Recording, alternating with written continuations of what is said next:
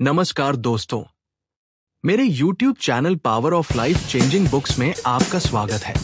मैं विवेक, आपका दोस्त और नैरेटर। दोस्तों, आज हम बात करेंगे जापान की एक ऐसी अद्भुत किताब की जिसने करोड़ों लोगों का जीवन बदल दिया।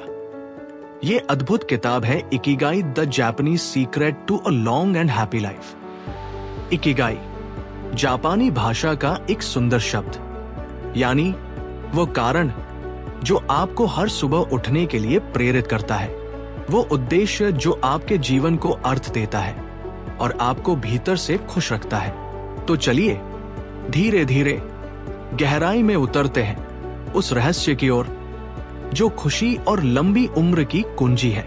अध्याय 1, इकिगाई क्या है? इसका अर्थ सिर्फ जीवन का उद्देश्य नहीं बल्कि जीने का आनंद भी है। किताब कहती है हर इंसान के भीतर एक इकिगाई छिपा होता है। आप में भी, मेरे भीतर भी, हम सब में। इकिगाई 4 सवालों पर आधारित है। आपको क्या करना पसंद है? आप किस चीज में अच्छे हैं? दुनिया को किस चीज की जरूरत है? और किस चीज के लिए आपको भुगतान मिल सकता है?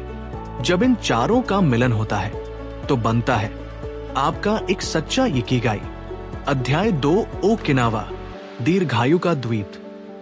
ओकिनावा जापान का एक शांत, खूबसूरत द्वीप जहां हवा ताजा है, लोग मुस्कुराते हैं और जीवन धीमी गति से चलता है। ओकिनावा में कठिन समय में भी लोग साथ मिलते हैं, अपने काम में निरंतरता रखते हैं, शिकायत की जगह समाधान पर ध्यान देते हैं। यहीं रहते हैं दुनिया के सबसे ज्यादा 100 साल से ज्यादा जीने वाले लोग। वे रोज टहलते हैं, अपने बाग को पानी देते हैं, चाय पीते हैं और अपने दोस्तों के साथ वक्त बिताते हैं। उनकी जिंदगी में भागदौड़ नहीं बल्कि संतुलन है। यही मानसिकता उन्हें मजबूत बनाती है। अध्याय 3, हारा हाचिबू, एक शानदार नियम। हारा हाचिबू यानी पेट 80% भरने तक खाना। वे खाने के बाद हल्का महसूस करते हैं, थकान नहीं होती और शरीर हमेशा सक्रिय रहता है। उनका भोजन रंग बिरंगी सब्जियां, सीवीड, टोफू, ग्रीन टी और कम कैलोरी। अध्याय 4, कैज़ेन। कैज़ेन यानी हर दिन छोटा सा सुधार, बस इतना कि आज आप कल से 1% बेहतर हो।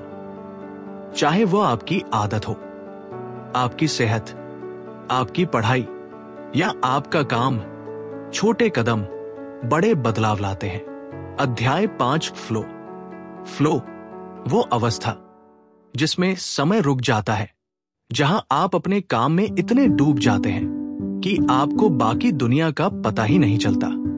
फ्लो वही काम देता है जो आपका इकिगाई हो सकता है। अध्याय 6, पर्पस और पैशन, अपनी लगन पहचानना। अब मैं आपको 5 अभ्यास दूंगा। इन्हें कागज और पेन पर लिखिए और आप अपने इकिगाई के बेहद करीब पहुंच जाएंगे। अभ्यास 1, लिखिए कि आपको क्या करना सबसे ज्यादा पसंद है, जैसे पढ़ना, सिखाना, बनाना, मदद करना। अभ्यास 2, वह सब जिसमें आप अच्छे हैं, अपनी कौशल की सूची बनाएं।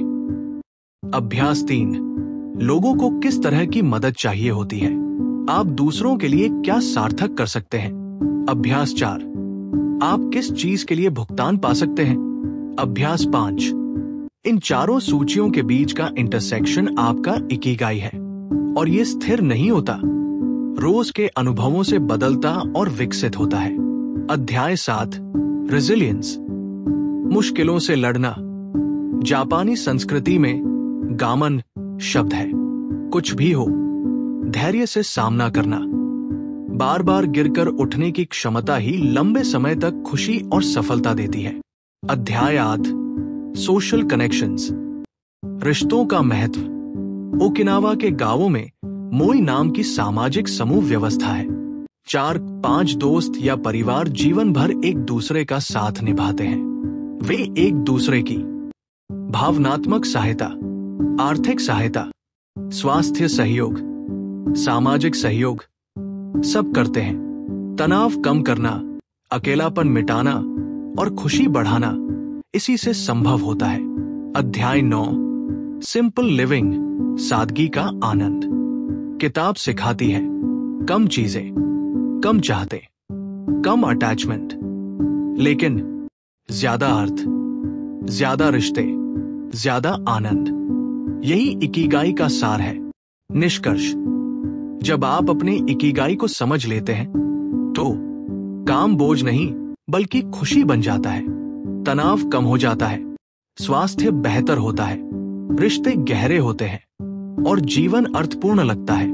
ओकिनावा के बुजुर्गों की तरह यदि आप हर दिन छोटे कदम लेकर आगे बढ़ते रहें, अपनी दिनचर्या में फ्लो उत्पन्न करें और अपने उद्देश्य से जुड़े रहें, तो आप भी लंबे समय तक खुश और स्वस्थ जीवन जी सकते हैं।